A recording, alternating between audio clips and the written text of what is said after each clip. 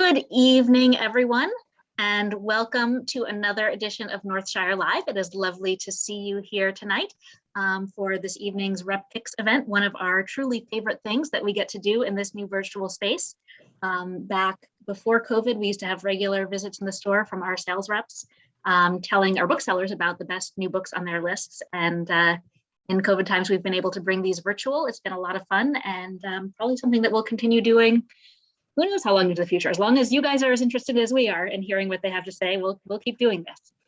A couple of quick notes before we get started. First of all, you may notice that we are recording this evening's event. We will be putting it up on YouTube after the fact.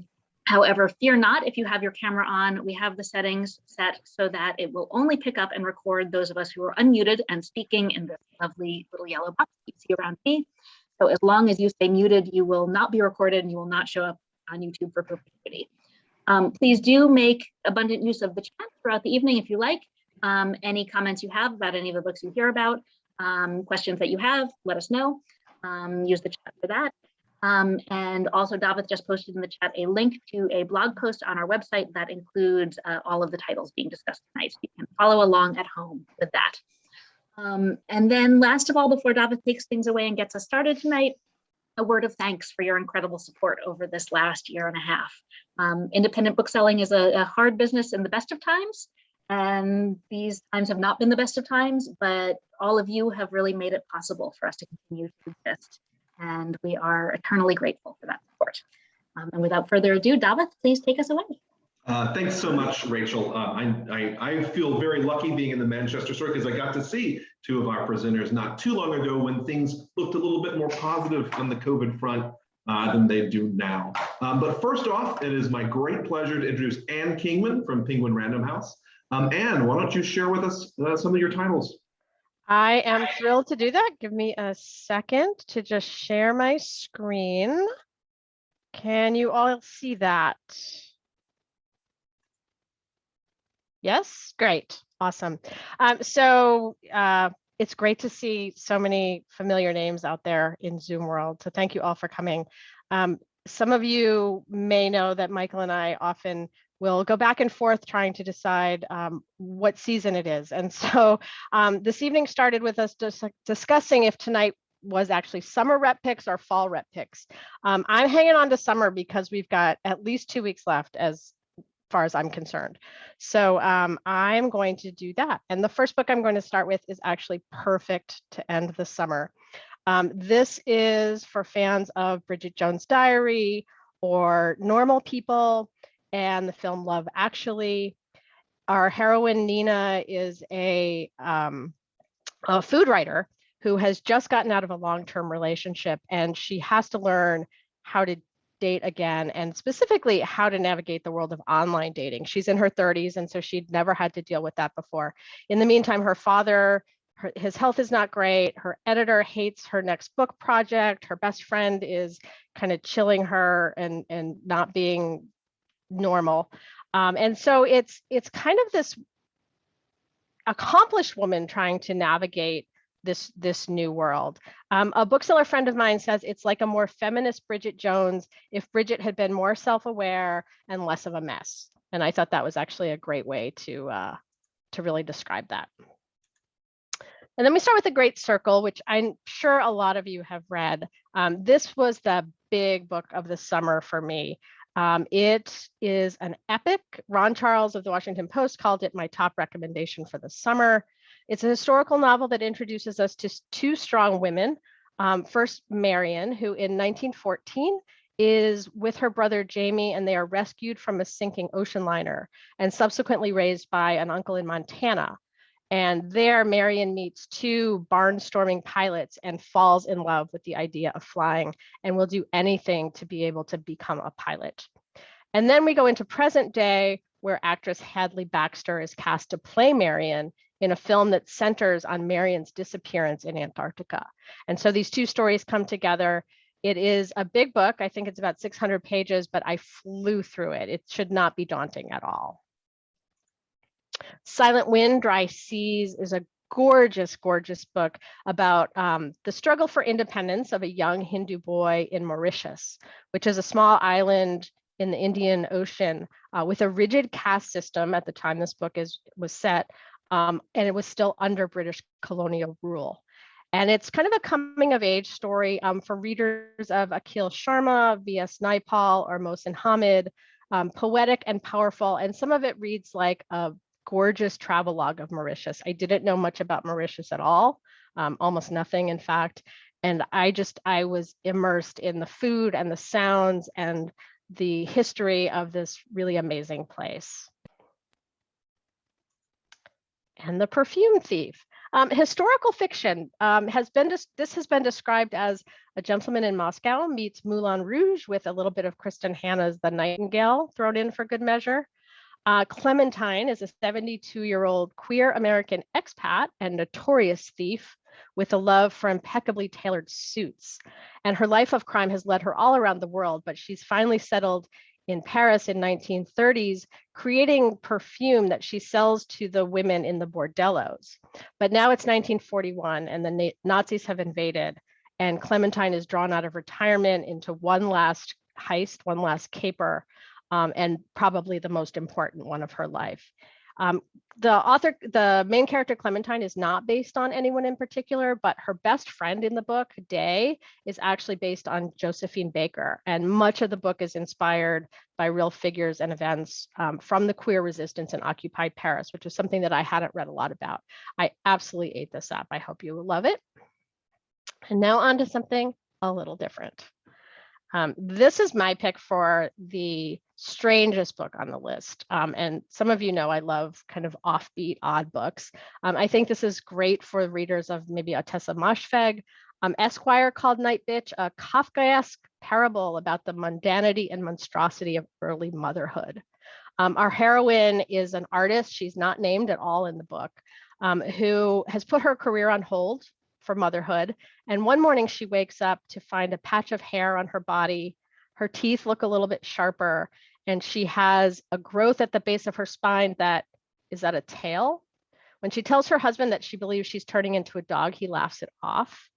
But as our heroine finds herself thinking she's turning into a dog, she finds herself romping through the grass, chasing rabbits, and craving red meat. The fun part of this book is as you read, you're not really sure kind of where reality ends and fantasy begins. And when you end the book, you may not know that either. But it's an angry feminist, but it's really funny. Like nothing I've read before. It is definitely an experience, and I loved every minute of it. A different take on motherhood, Wayward by Dana Spiotta, who's an award-winning author. She's been nominated for all kinds of literary awards. This is the main character in this book, Samantha, is in her 50s. Her daughter is a senior in high school. And Samantha's really angry because it's just on the heels of the 2016 election. And she's unsettled. She wants to do something. She's unhappy about the political situation, but she's not quite sure what to do.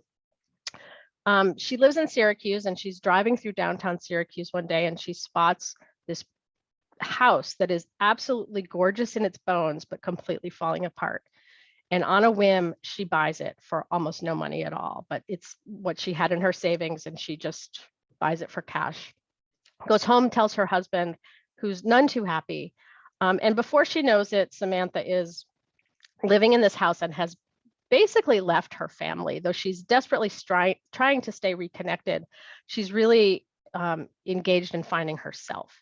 And so living in this new urban environment, she'd previously lived in the suburbs, she's experiencing a lot of parts of life that she'd never really seen before, including she sees an incident of police brutality, and she knows she needs to do something, but she's not quite sure what to do. So it's a portrait of a place and a time that is very, very specific, but very well done, and also a portrait of a time of life, women in their 50s who are sort of trying to find out who they are after they've raised their children and tended to their family. I loved this one too, and I expect this to be on a lot of literary award lists. In paperback, Betty. This is a novel that we published during the pandemic. It came out in August of 2020 in hardcover. And it kind of broke my heart because I expected to see a lot more attention to this, but there just wasn't a lot of kind of book reviews and things, the whole world was kind of aflame. And so this book got a little bit lost, I think. So I'm thrilled that it's just come out in paperback.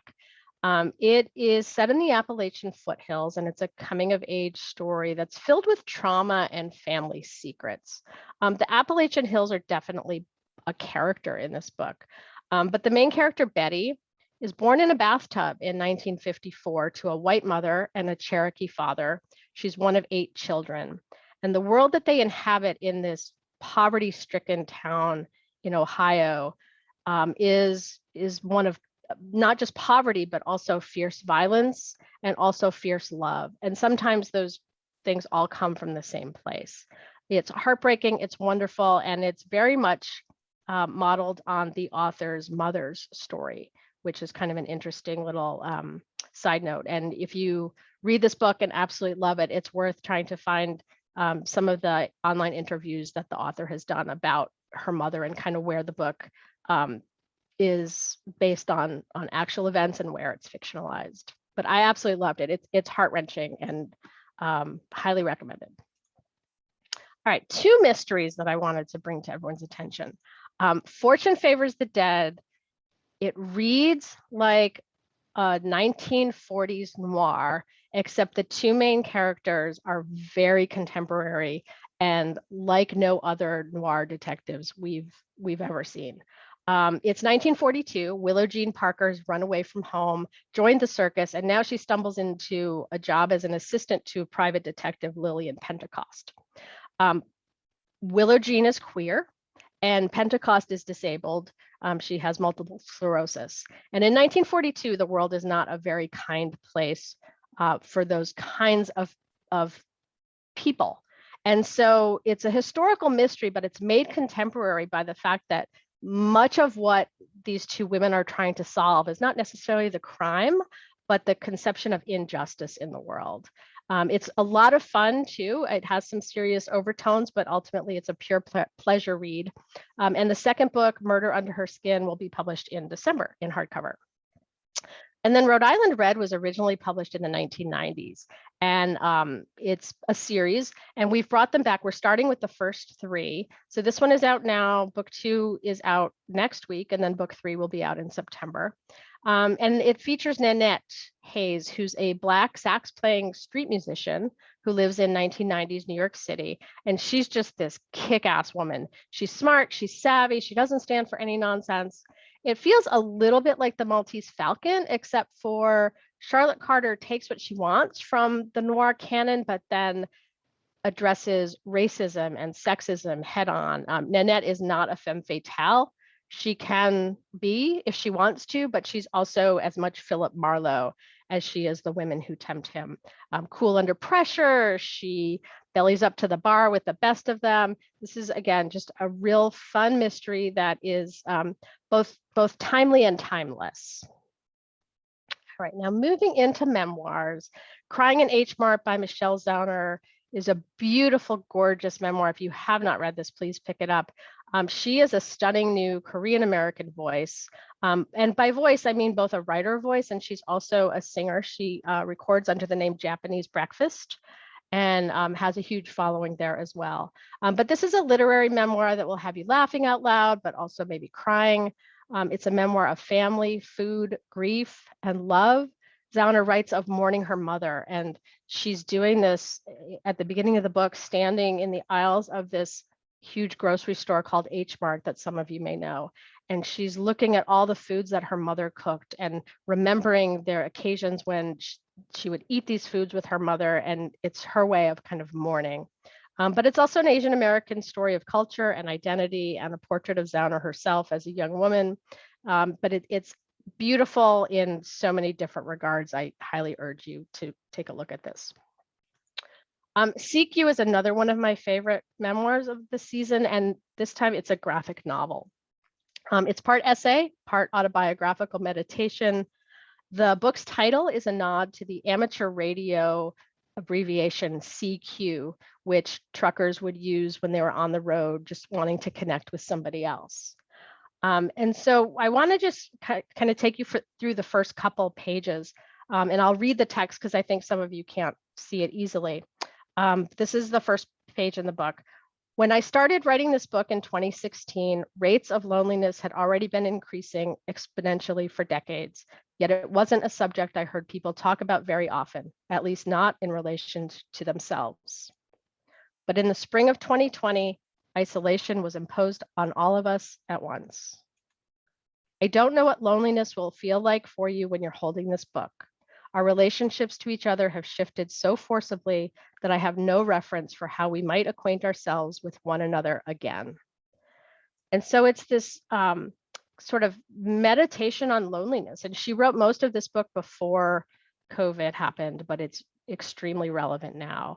And she looks at the research on loneliness and the psychology of loneliness, and then brings in her own experience as well. It's absolutely gorgeous.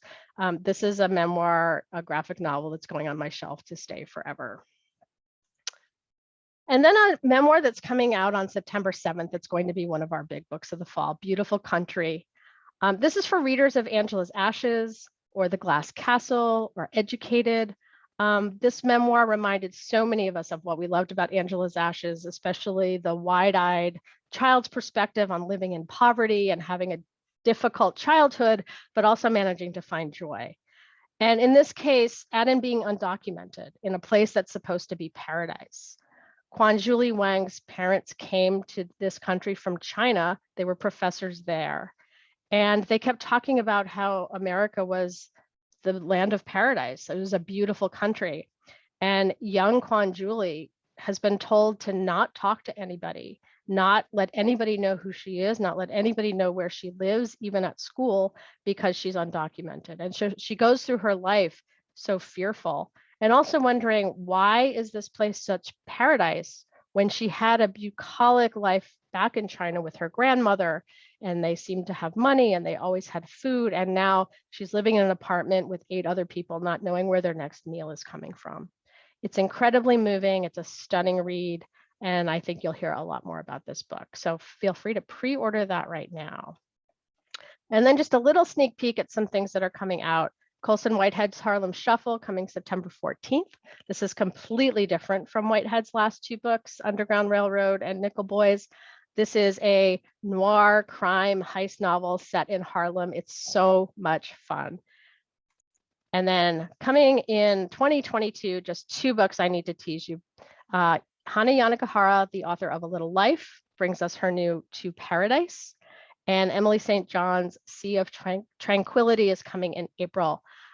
Both books are books that I read, and as soon as I finished them, I wanted to go back and reread. They're both a little different from the author's previous books, but they're just amazing. And especially the Emily St. John Mandel, I've read all of her books. I think this is her best one ever, but neither of these books will disappoint if you're a fan of those. And that's what I've got. Thank you all. Thank you so much, Anne. One of our booksellers, Alden Graves, was just telling us the other day about how much he loves the new Emily St. John Mandel. All right, well, next up, we have the wonderful Stacy Williams from IPS. Stacy, why don't you take it away? Hi, everyone. I'm really pleased to be able to do this again. I had so much fun doing this the last time that Northshire invited me. So I represent a whole bunch of smaller independent publishers. So I often have books from publishers that you may not have heard of, or books that don't get reviewed in the New York Times or get a ton of publicity. So I get like all of these little gems that, you know, kind of hide out on the shelf, you know, one at a time. And so it's great to be able to get this opportunity to present some of them directly to potential readers. So I have a handful of kids and some adult books. The first book that I wanted to talk about is this one. It's called The Colors We Share by Angelica Das. And Angelica is a mixed race Brazilian artist who gained international attention with a TED Talk that she gave about skin color, talking about a project she's been working on for almost a decade called the Human Eye Project, which has gained enormous respect and a huge following, particularly within artist communities and with activists who are striving to improve like technological approaches to skin color, because that's something that's been lacking for a long time. So she's been working for years now, where she is going around the world taking photos of people portraits. And the portraits that she takes are of just people, just against a background. And each background is a match, a color match to their actual skin tone. And each of them are assigned the actual Pantone color that matches. So for example, if somebody wanted to have some consistency across, photography lighting or something digital that they were creating, and they wanted to make sure they had a broad range of skin tones represented, they could actually pick a color and be able to stick with it and have a consistency with it. Band-Aids are a big thing that, they aren't readily available in more than my color. And so it's a problem, but how do you, manufacture and produce such a broad range, because there's a huge range of skin tone. So that's what her project has been. And she decided to do this picture book that is helping kids kind of, learn about the errors of color blindness, that there are things that skin color doesn't tell us. Like, for example, these two, they're siblings. They're from the same family. It's really kind of amazing. And so they really, she talks in here a little bit about, how you might be surprised that, these 4 people, she says, these 4 people all have the exact same skin tone, but are technically would be labeled as different races. So she really is wanting to introduce kids to this very difficult, idea of racism as a social construct.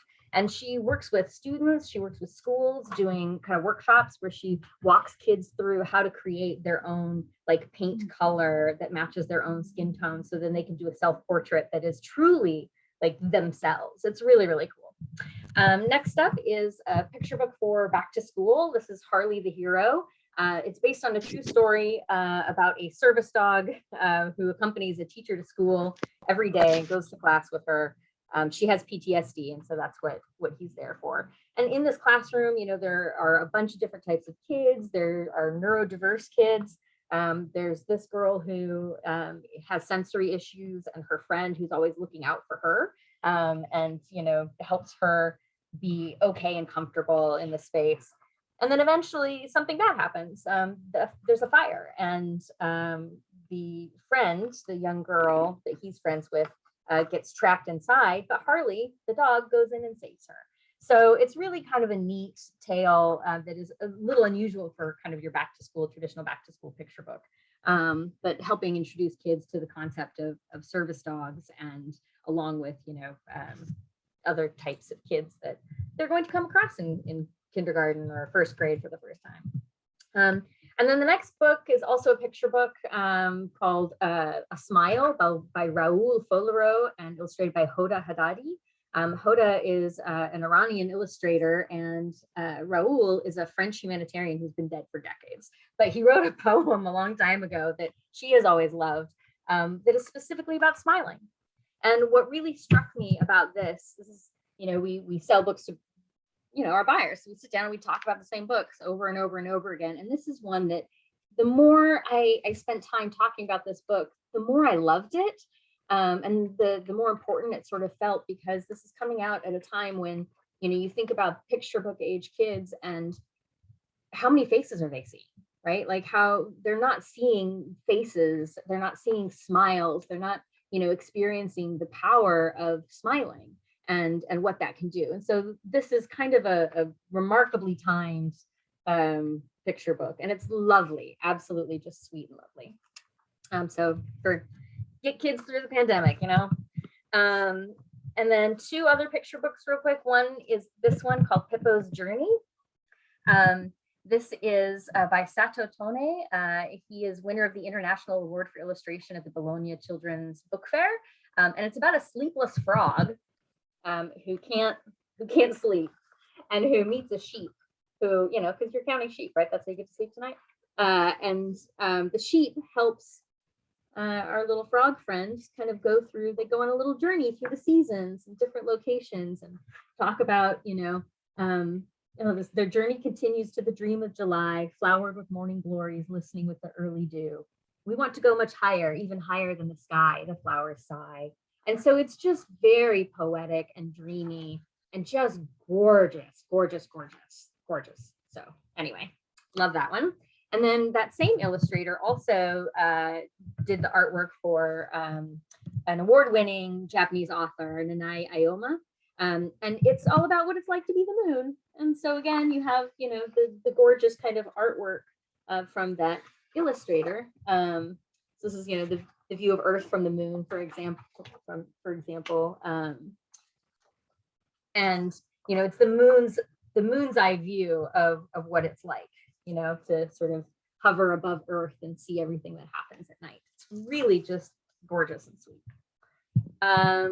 So that one, and then I'm gonna skip one here and then jump to, this is an oldie and kind of a funny drop-in sort of book that I'm sharing. This is Chèvre, which is a tiny little pamphlet of goat cheese recipes. And the reason I'm sharing is because you might not know that August is goat cheese month. I did not know that that was a thing, and I love goat cheese and have for like 20 years. So it was really fun to learn that. And you know, the history of goat cheese goes all the way back to ancient Greece when the goat was first domesticated. You know, goat cheese comes fresh, aged, hard, brined. It has half the fat, cholesterol, and calories of commercial cream cheese made from cow's milk, apparently. And so this lovely little pamphlet is only recipes with goat cheese. So it's a little bit about how to work with the product, and then just, you know, hot borscht with goat cheese, dill and lemon dumplings, or how about goat cheese chorizo and chocolate panini. So just a cute little fun kind of thing to throw out there for you. Speaking of eating, this is a gorgeous book that came out actually in April and deserves just such a wider audience. Kirsten and Mandy Dixon are a mother-daughter chef team.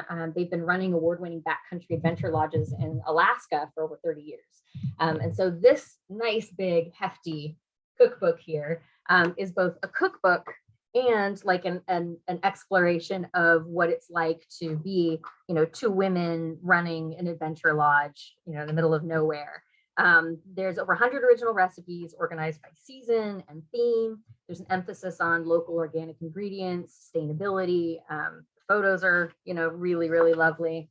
The pages are really lush. And they also tell stories about what it's like, you know, to be two women-owned business in an industry that is predominantly men.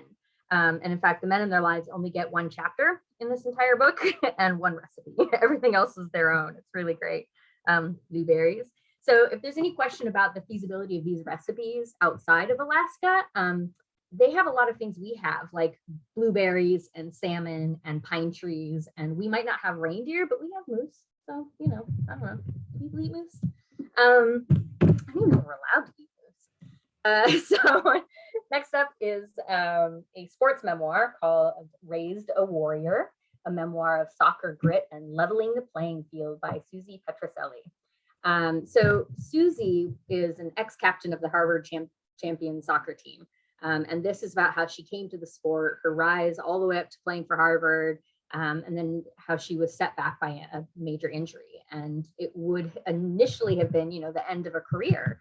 But for her, it was the start of a different career. So based on her experiences, you know, those experiences coming up, and then learning about how to coach kids and like help other girls kind of fall in love with soccer and find their own trajectories in soccer. You know, talking to women in sport, she became a really passionate advocate for gender equality and pay. So she travels the globe, kind of, you know, meeting people, talking, writing about this subject. And in fact, she's currently producing a documentary titled Warriors of a Beautiful Game with Pele's daughter. So famous soccer star Pele, his daughter, and Julie Foudy, which I realize I did not check if that's how you spell her name, but she's a US women's national soccer team legend and currently sports broadcaster. And that documentary tells the stories of barrier-breaking female soccer players. So this memoir is kind of adjacent to that. So if you're into soccer at all, especially women's soccer, and they're awesome, how can you not be into it? This would be a really good read for you. Next up are a couple of novels, a few novels. This one, The Rebellious Tide by Eddie Boudel Tan. I tore through this novel about a young man named Sebastian Go, in the wake of his mom's death and the end of a rocky personal relationship due to him sort of discovering some different things about his own sexual identity, he decides to try to track down his long absent father. His mom had always kept his dad's identity a total secret. So he's, using the internet to try to find who his dad is based on a photo that he finds in the closet. And so he eventually learns that the dad is captain of like a Mediterranean luxury cruise liner. And he manages to get a job on board that ship as the ship's photographer, but very quickly gets kind of caught up in a dark secret that is going on under everything on the ship. And it's something that at first seems like has nothing to do with him personally, but he feels like it's something he needs to do something about because it's an injustice. But it may put him in direct sort of conflict with the father that he's never known and wants to know. It's amazing. Eddie manages to write in a way where he touches on really serious issues of things like sexual identity, immigration, xenophobia, human trafficking, but it reads like a beachy literary mystery. I mean, it's just so fast paced and there's just enough mystery that you're like, oh my goodness, what's going on? Who did what? Are they going to get away with that? But then you have all of these other kind of deeper explorations going on. And he manages to just do all that in this one short kind of, novel, and just really impressed by this writer. And yeah, so ta-da. Then I have a book that it's really unfair that this book has not gotten attention. This is The Son of the House by Chiluchi Onyemulukwe Onyopia. She won the Best International Fiction Book Award back in 2019 at the Sharjah International Book Fair, which is a huge book fair that's held in Dubai every year. This is her debut novel. She is a human rights lawyer who specializes in gender and violence against women. She currently lives in Canada, but is from Nigeria. So this is a novel about two women who meet when they're kidnapped together. And that's when we meet them. And as they're sort of caught in this room, not knowing what's going to happen to them, they decide that they're going to kind of tell each other stories and dig really deep into, their backgrounds and get to know each other better. And they're very different. It turns out, one of the women was a housemaid who gets pregnant very early by, rich neighbor boy of the family she's working for. She's not treated very well in that home. And the other woman is a much more like modern, contemporary, independent, works for herself. She just dates around. She's the second mistress of a married guy for a while, and kind of doesn't want to become a wife at all. And so these two women, you kind of get, their stories interspersed, and then you start to see how they're connected. And when you find out how they're connected, it is oh my God, my heart, like you just see it coming and you're like, is this I think what I think it is? And then the way it ends, you're just, I get goosebumps. It is an exquisite novel that I could not put down. If you're in a book club like this, you don't have to be in a book club to read it, but this is definitely something a book club would just eat up and you could talk about it for days. So anyway, that's The Son of the House. The Doomsday Book of Fairy Tales, totally different tack. This is a climate fiction, post-apocalyptic novel about a person who lives underground most of their life because of the climate and has decided to leave to go find a sister who's long been absent.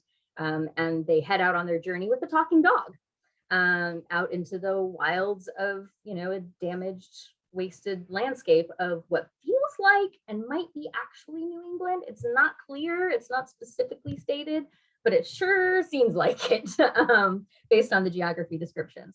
If any of you read Peter Heller's The Dog Stars, which came out ages ago, but if you read it, it never leaves you, so you'll know if you read it. And a book that came out a couple years ago called The Bear by Andrew Krivak, which was gorgeous. This is like a blend of those two books, if you know what those are. If you don't, well, if you're into just beautifully written fantasy that will have you in tears at the end and not actually having anything to do with the dog, then this is for you. It's really cool. And then two other ones real quick here. One is Granta. So Granta is a literary magazine quarterly. And once a decade, they do these sort of compilations introducing people to new writing. What they're known for is a collection once every 10 years of the best of young American novelists. And the people who they have found to include in those previous ones, at least the American version, has been, Jeffrey Eugenides, Jonathan Safran Foer, Jonathan Franzen, Nicole Krauss, Gary Steingart, Otessa Moshfegh, Claire Vaye Watkins, Yaa Gyasi, Lauren Groff, Ben Lerner, Anthony Marra, like Karen Russell. The list just goes on and on and on. And those are all people that they put into that anthology before American households even knew who those writers were. So their instincts on up and coming writers are really, really good. And so this is a literary collection, a sort of prescient introduction to authors from the, Spanish speaking world whose names you won't know, but you probably will sooner than you realize. So if you're also wanting to just kind of expand your own reading beyond the US, this would be really great for you too. Plus, it's short excerpts and stuff, so you can kind of pick and choose. And then last, but definitely not least, is a book that's coming out in October called Yumi. And it has this amazing cover. Like, it's one of those covers that the more you look at it, the more you see, and it's just so stinking cool. And it's a fat novel. This is like over 500 pages. It's urban fantasy set in Japan.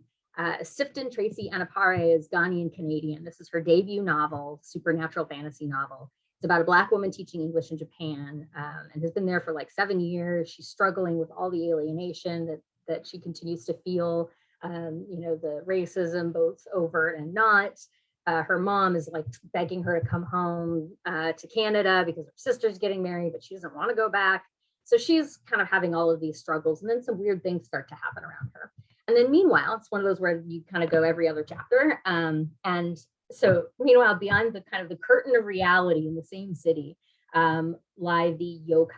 And yokai are Japanese supernatural creatures, and they can be demons, ghosts, monsters, like anything kind of just not what we think of as real. And so of the yokai, there's this very powerful boar demon, boar like a wild pig. And his familiar, who's a half Japanese human, who goes running around and like finds women to bring to the boar demon to have sex with. And the two of them are, having their own adventures and running into, their own dramas. And then eventually Sybil, who is our English teacher, is eventually kind of drawn into this dream world. And she may or may not belong there in ways that when you start to see it coming are really cool to watch it play out. So if you're into urban fantasy, supernatural stuff, written in a really rich literary style, I can't get certain scenes out of my head. I can picture them perfectly. She's a wildly talented writer. And yeah, so this comes out in October, but you can order it now. Anyway, that's it. That's all I got. Thank you so much, Stacy. I know always my list is so much longer after you present. I really appreciate it. Well, next up and last, but not least, we've got Michael Kindness from Penguin Random House. Michael, what have you been reading and suggesting? All right, thanks for having me. This is always a great, and I agree. Stacy, you and I need to trade books, and you'll find out why in a second on my first screen. All right, so I'm gonna share my screen with a couple of hold on a second. Why isn't this working? All right, hopefully you all can see that now. But I cannot see my notes. Hold on a second. There we go. Okay. All right, so first up, I have two books. The first book is We Were Never Here. What if you were traveling in a foreign country with a friend, and in self-defense, she ended up killing a man who was attacking her? Would you stand by her? Would you help her bury the body? What if I told you that this wasn't the first time that this had happened? Yeah, so there's this young woman named Emily who her friend Kristen has just killed a man who was attacking her. And this is the second time that this has happened, and she's starting to wonder if maybe it's not the guys and maybe it's Kristen. So she has to decide what to do. This was a Reese book club pick for August, and this is a book that I read in like a day. It's one of those books that you can't turn the page fast enough. On the opposite end of the spectrum, if that's a mile-a-minute breakneck thriller, then Build Your House Around My Body is an intricate, slowly unfolding puzzle of a book. And Stacy, this is the book that I think you should read because it reminds me of you, May, a little bit. So in 2011, a young woman named Winnie arrives in Saigon to teach English. And within a couple of months, she has disappeared without a trace. And after you get that bit of information, you start to learn about other women in other times in and around Saigon. And this is one of those books where as you read, you think you're reading all these disparate stories, and then all of a sudden something happens and you see how the author has laid everything out perfectly and everything connects. And it's one of those books that you get chills because you're like, how did they do this? How did they figure this out? How did they make this so perfect? It is a book that you have to read very closely. You need to take advantage of the cast of characters that's at the front of the book, the maps. But if you really pay attention, you will be rewarded for your close reading. This is just an amazingly incredible book that you will not forget. Next up, I have How Beautiful We Were by Mbolo Mbue. Set in the fictional African village of Kasawa, it's about the villagers who live in fear as their village is slowly destroyed by an American oil company. Pipeline spills have made their farmland infertile. Children are dying from poisoned groundwater. Promises of cleanup and financial reparations to the villagers made by the oil company, but nothing ever happens. The dictator who leads the country's government cares only about lining his own pockets, so there's no help that they can get there. Their struggle will last for decades, but the story is told from the point of view of a generation of children, and in particular, a woman who starts out as a young girl named Thula, who grows up to become a revolutionary. It's beautiful, it's heartbreaking, it's just an incredible book. And Mbolo Mbue wrote Behold the Dreamers, which was an Oprah Book Club pick, so you may remember her from that, which was her first book. This is her second. A Passage North by Anouk Arud-Pragasam is a book that begins with a telephone call informing the main character, Krishan, that his grandmother's caretaker has died under mysterious circumstances. So he gets on a train to head to the northern territories of Sri Lanka. It's a war-torn area, and the book really gives us an unsparing look at Sri Lanka's 30-year civil war. The New York Times Book Review, in a cover review, said, I'm going to quote, in sentences of unusual beauty and clarity, Arud-Pragasam observes even the most mundane of actions with an attention so absolute it feels devotional. He's equally gifted at atmospheric sensory descriptions that transport the readers to Sri Lanka and India, and at examining the emotions, elation, fear, impatience, satisfaction, shame that simmer below the surface of our everyday lives, end quote. This is one of those lush, stunning books that you just can lose yourself in. Next up, I have two paperbacks, A Deadly Education by Naomi Novik. We were actually talking about the sequel to this book before you all joined the call. This is, I guess you could very simply call it Harry Potter for adults, but that would not do this book justice. The main character is named Elle, which is short for Galadriel, for all you Tolkien fans out there. She's in her third year at the Scholomance, which is a place that educates young magical people. Students begin their studies and the school evaluates them, pushing them towards certain concentrations. The school itself does that. There are no teachers, which is kind of interesting. There's a lot of really interesting decisions that Naomi Novik makes about this book and about the structure of the education that the kids in this school will get. And once you enter the Scholomance, you don't leave until graduation. Why? Because young magical kids are particularly tasty to creatures of all sorts. The school is supposed to be a safe place for kids to learn to defend themselves, but evil tends to worm its way into the school. And when you graduate, imagine the creatures who are hungry, knowing that at a particular day and time, all these new wizards are going to be coming out of this school. So it's sort of like a bloodbath. It's kind of incredible. It's brutal, but it's really an amazingly well-constructed book. The hardcover had illustrations on the end pages. I don't know if the paperback does, but because the structure, like the physical structure of the school, is really incredible. If you do decide to pick this up, you'll be glad to know that book 2 is coming out at the end of September, because this book ends with a killer cliffhanger. Like it's painful almost. Djinn Patrol on the Purple Line, set in a slum in a large Indian city. This follows a group of preteens who roam the alleys, markets, and nearby metro stations searching for jinns, also known as genies. At first, they blame a jinn for the disappearance of a boy from their school, but when a second child disappears, they begin to think, as all the adults do, that there's an all too human predator at work.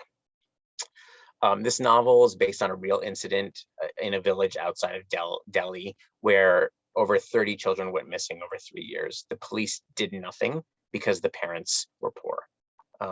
The author, Deepa Anapara, is a journalist who heard this story and decided to turn it into fiction.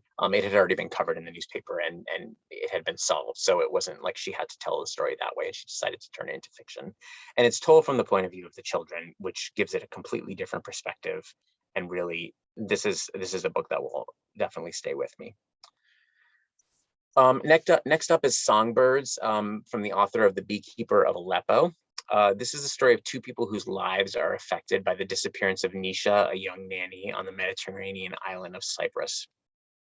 Yanis is the man who loves her, and he spends his days trapping migratory songbirds that are protected by law, but he sells them on the black market. And then Nisha's employee, Petra, doesn't believe the police's explanation, which is that it's just another example of a domestic worker running away. So she digs into Nisha's friends and her past. And like Djinn Patrol, this was based on a real life story, which was the long unsolved murders of domestic workers and children in Cyprus. Heather Morris, who wrote The Tattooist of Auschwitz, called this a beautiful novel that will break your heart and open your eyes. It's out in hardcover now. Recently out in paperback, Murder in Chianti. This is the first book in a series of set in a series of police procedurals set in Tuscany. Nico Doyle is a retired NYPD homicide detective who has just moved to a small village in Italy to spend more time with the family of his wife who recently died. After discovering a dead body in the woods, the local police request his assistance in solving the crime. Nico and his newly adopted dog tackle the mystery. So you've got a murder mystery with a detective, a dog, the beautiful Tuscan countryside, and Italian food and wine. I mean, what more could you want? The second book in the series, The Bitter Taste of Murder, just came out in hardcover. Next up are 2 important works of nonfiction. On display at the Smithsonian Museum's National Museum of African American History and Culture, there's a small, rough cotton sack embroidered with the following words. My great-grandmother Rose, mother of Ashley, gave her this sack when she was sold at age 9 in South Carolina. It held a tattered dress, 3 handfuls of pecans, a braid of Rose's hair. Told her it'd be filled with my love always. She never saw her again. Ashley is my grandmother. Signed, Ruth Middleton, 1921. So this is the story of this sack, which has come to be known as Ashley's sack. And Harvard historian Tia Miles has examined what was inside and how those relate to African American history. So it's really beautifully written, and it's a really interesting way into African American history from sort of a unique perspective. The dress, the pecans, the braid of her hair. It's like what those meant to, what they would have meant to Ashley's mother, and it's just a really beautiful, unique work of history. All We Can Save. Sorry, this is a look at the global climate crisis, but it's a look at women and how, until now, that global climate crisis has unfairly targeted women because they are more often than not the caregivers, and especially in poorer countries, they're the people who have to walk to get the water and have to find the food and take care of their families. And so this is an essay collection by a group of women from all walks of life talking about the climate crisis and how we can stop it, how we can make the world better for everyone, especially women. It's really it's got a diverse selection of voices, and it asks critical questions, and it provides real solutions. And this is just recently released in paperback. Now I'm going to talk about two of my favorite books.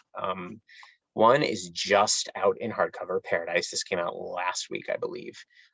Lizzie Johnson, during her time at the San Francisco Chronicle, she became an expert on wildfires, learning from firefighters and from firsthand observations of 15 of the deadliest, largest, and most destructive blazes in California history.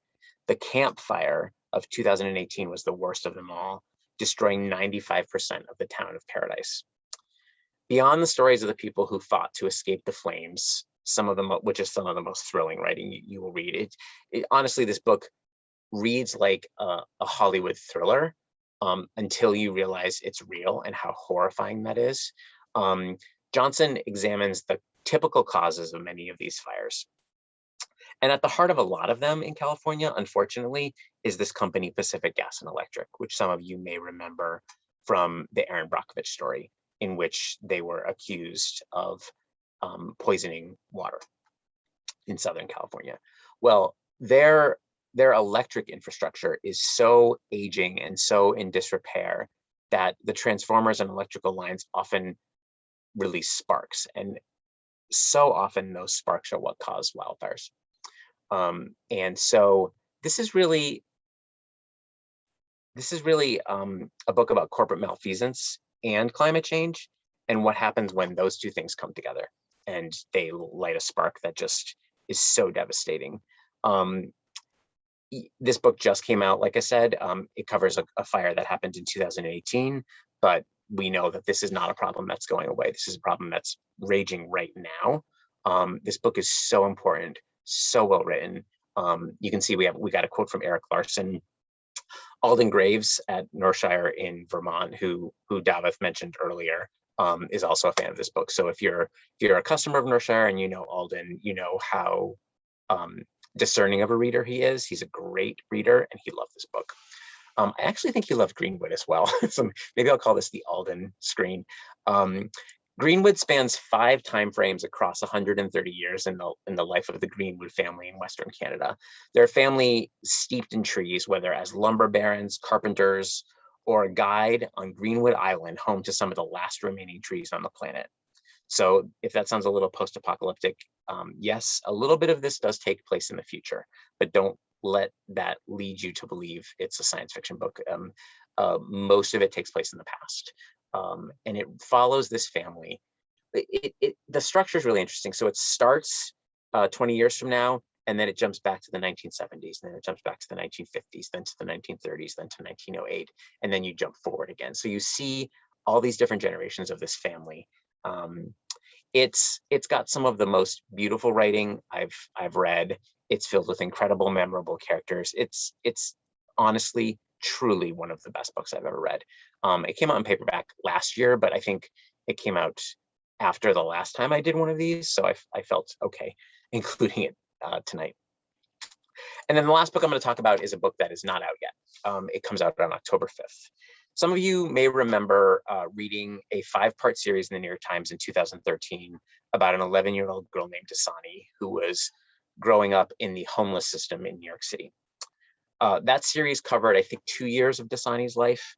This book is a massive expansion of that. It covers the stories of Dasani's mother, her grandmother, her great-grandfather, and brings us up to date on Dasani's story through, I think, late 2020. To say that this book is important and eye-opening is an extreme understatement. This is one of those books that you read and you just feel that this is going to change the conversation, or at least get the conversation started, because so many people probably know that the homeless system does not serve the people it's supposed to serve. It does not do them any justice. And Andrea Elliott, who is a Pulitzer Prize winning journalist, really shows all the ways that the systems fail these families over and over and over again. It's maddening, it's frustrating, but books like this can lead to change. And I really, really hope that this is one that will change something, just bring to light, make people angry and make them demand change. So this comes out on October 5th. And that is all I have. I'll stop sharing. Thank you so much for listening. Michael, thank you so much. And Stacy and Michael, thank you so much. This has been a great event. I think we've all got lots more books to read on our lists. Well, anyway, it's been a wonderful night, and we'll have see you soon at another event. You can find all of these great titles at northshire.com. The blog post is, we put it in the chat, it's been in the emails, and also if you go onto our homepage and you click Notes from the Shire, it will be the first blog post there. So you can find all of these titles in one place for easy shopping. Thank you all so much for being here this evening. It's been a great treat, and I agree, my list is frightening now. Not that it wasn't frightening before. But have a great night, everyone. And Anne, Stacy, and Michael, thank you for your time and your great expertise. As always, a pleasure seeing all of you. Have a great Good night, evening, everybody. everyone.